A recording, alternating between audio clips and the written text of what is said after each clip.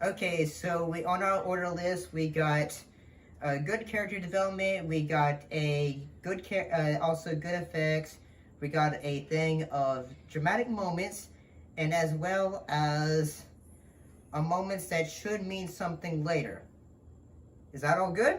Okay, I'll get right on that. Space, the final frontier. These are the voyages of a new Trekkie. My 5-year mission to search out Star Trek media, to seek out our fans and merchandise, to boldly go where no fan has gone before.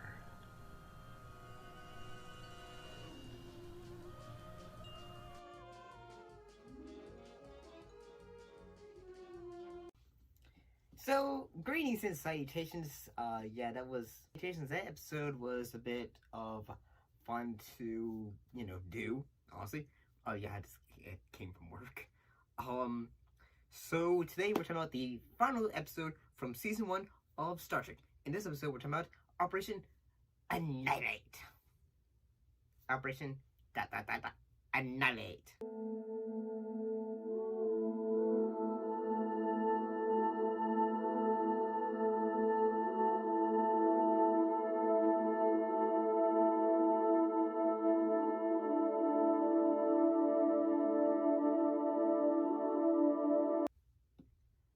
Yeah, that's actually how it appears in the DVDs and as well as the original run of the show.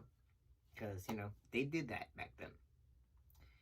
So basically, what actually happened in this episode? Well, the crew of the Enterprise must find a way to exterminate behavior alternating parasites that have taken over bodies of residents of a Federation colony, and including Kirk's brother Sam and family, and at one point even Mr. Spock. So, bit of detail, Sam, Kirk's brother, is actually played by Shatner himself, just with his mustache. So, who are some of the other actors that appeared in this episode? Joan Swift as Aurelian Kirk, Craig Hundley as Peter Kirk, Dave Armstrong as Carson. I'm gonna be honest that there is one actress in the episode. I would give her credit, but at the same time, I do not want to be rude and butcher her first and last name as well. But she played Yeoman Zara. So this time I'm actually gonna try and use clips, but sparingly. So what did I actually think of this episode, in honesty? I actually kind of think this one was actually pretty good, and the fact it gave us character development, and the fact that, Kirk actually has a brother who has a family and all that. It gets more of, dramatic tension, and that, Kirk is he's really dedicated to trying to, save his brother, his brother's family and all that, and find a cure for this and all that. So yeah, we have that bit of detail going on. We also have at one point, Spock, he ends up getting one of these parasitic aliens attached on him. Picture say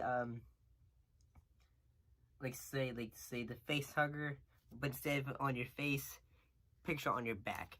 And I'm gonna be honest, that looks almost like a giant sticky thing that they just put things together. To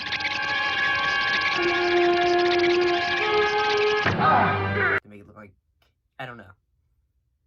I mean, it's a cool looking effect, but honestly, yeah, it's an entertaining little kind of effect. So, but how, say one of the ways that happens though is after Spock gets on him, he ends up going crazy and just attacking everyone.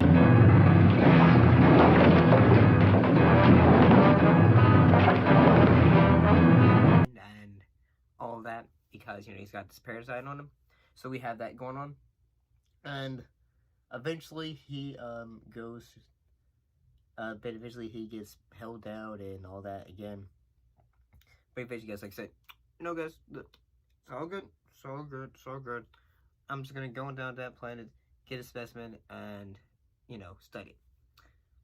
So they do that and all that, and eventually, one thing that always happens in Star Trek, you know, if once they study it, it doesn't seem to work.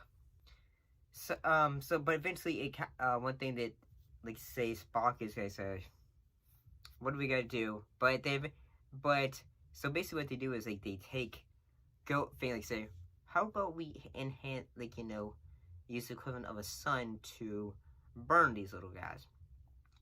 So they use, like, a very high powered light which kills it and all that.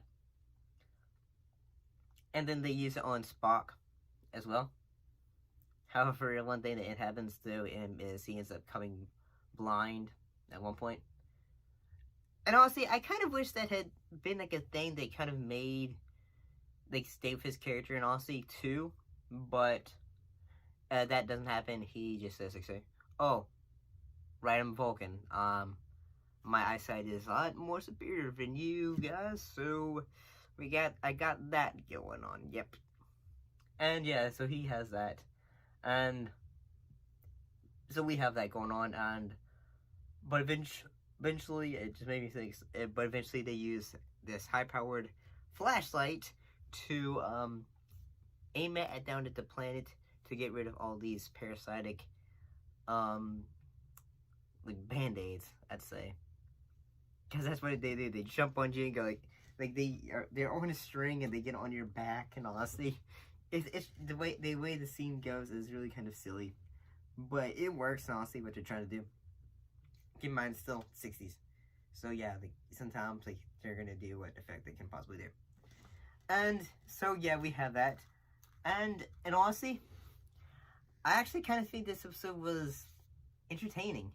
It kept my attention. It was able to, I mean, we don't really know much more about, like, say, Spock, Kirk and his brother Sam, besides Sam has a family and all that.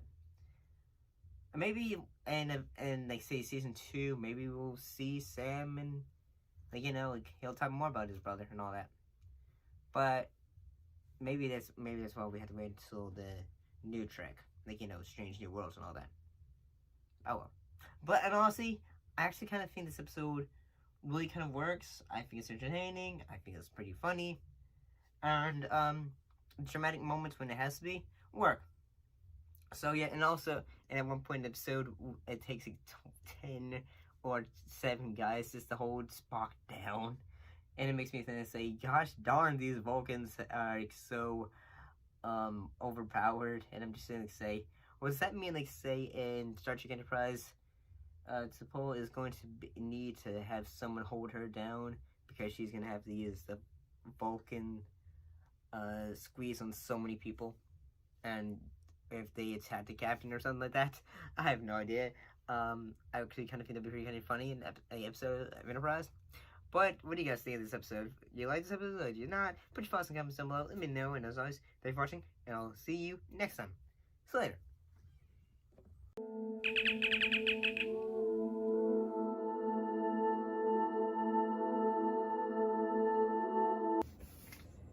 Okay, that's great. Okay, where's the character's development? Good. Okay. Check.